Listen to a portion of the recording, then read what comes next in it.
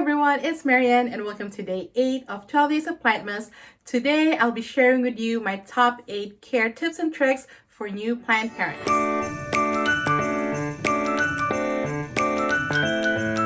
When I first started my plant journey last year, I tried to do a lot of research to how to properly take care of my plant babies. In the beginning stages of my plant parenting was actually very frustrating for me because when I tried to look for answers on the questions that I have regarding taking care of my plants, I either get contradictory answers or the answers that I get don't really specifically answer the question that I have, or sometimes I'm just fed so many information that I get confused and don't really know which to follow, or feel like I have to do all those extra steps in order to take care of my plants, when really I just need to know the very basics of taking care of the house plants for me to get started and to make sure that my plants survive and thrive. So this year I created the series Houseplants Back to Basics so that new plant parents don't have to go through what I went through. The Houseplants Back to Basics series is for first time and new plant parents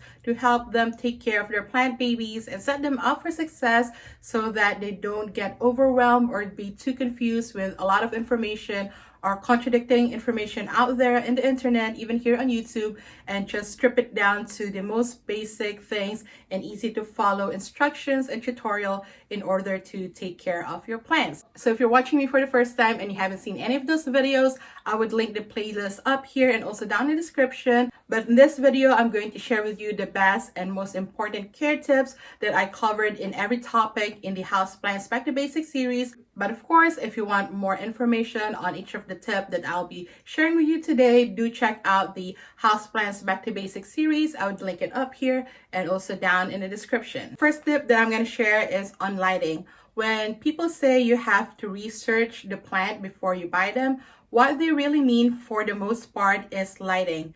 Your environment is going to dictate what type of plants will survive in your space, and usually that means determining the type and amount of light that you have in your space, whether naturally or artificially. And from there, depending on their light tolerance, you can determine which plants will survive and thrive in your space. For a lot of us, I know that wasn't the case when we first started buying plants.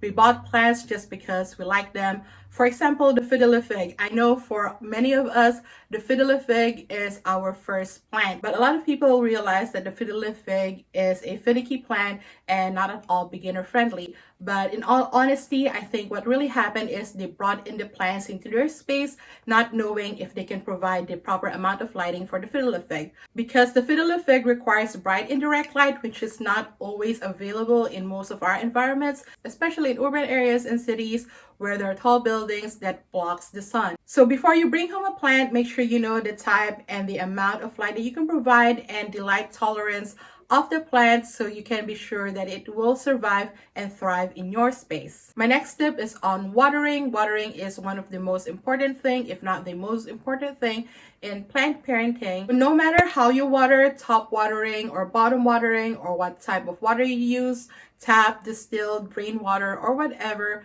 make sure you are completely draining any excess water after you water the plants and allow your plant to get rid of any extra moisture very quickly. That way you'll prevent root rot, you can prevent fungus gnats, you can prevent overwatering and oversaturating your houseplants, which are the leading cause of the death of houseplants. Number 3, soil. Soil can get confusing, especially for a new plant parent, not to mention overwhelming. I know when I first started, I got overwhelmed. I didn't know which type of soil to use. People were doing their own soil mixes. They were talking about different soil amendments that I don't understand and I don't know which one to pick. But as a new plant parent, all you need to understand is that you need to give your plants a well-draining soil. That way they also don't retain a lot of water when you water them. And to have a well-draining soil mix, all you need is 2 things: an indoor potting mix and perlite. Don't get too confused or caught up with the different soil mixes, especially the specialty mixes. They're just more expensive and honestly probably not necessary for your plant. First, just get an indoor potting mix. Any brand would do. Just get one that fits your budget or that you prefer. And second, get a bag of perlite. Mix the perlite and the indoor potting mix with a 1:2 ratio, and that would be a perfect soil mix for your houseplants. And then later on, when you learn more about soil amendments and other stuff, then that's when you can add them to your soil mix. But for now, start with the basics, indoor potting mix and perlite, and your plants are good to go if you need a new soil mix for them. Number 4 tip is on fertilizing your plants. When it comes to fertilizing your plants, only fertilize them during the growing season. That usually means during early spring up to the late fall. And after that, you wouldn't want to fertilize your plants because they go into a dormancy stage where they stop producing new growth or their growth has slowed down, that they don't need those excess nutrients from the fertilizer. The 3 main nutrients our houseplants needs are nitrogen, phosphorus, and potassium. And when you're looking for fertilizer for your houseplants, since we mostly grow them for foliage, you want to get a fertilizer that has the higher amount of nitrogen. For houseplants, the recommended NPK ratio is 3:1:2. You wouldn't really want to go any higher than that because that might be too much or too strong for your houseplants.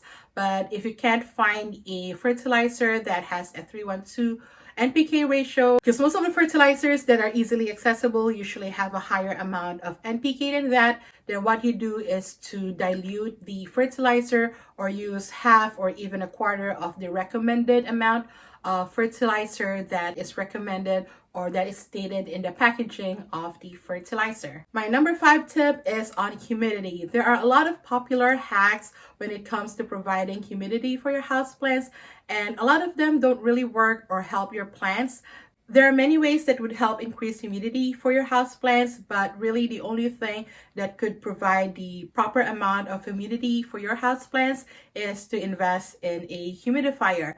And that might not be in your budget right now, so don't fret if you don't have a humidifier right now. Most houseplants are low humidity houseplants, so unless you know that the plants that you have requires a high amount of humidity, then don't worry about investing in a humidifier right away. You can always thrift one, or I'm pretty sure you have a family member or friend that have a humidifier that they no longer use. So just pick that one up or borrow one from them before you invest in a humidifier that you really like for your houseplants. Number 6 care tip is when it comes to troubleshooting problems with your houseplants.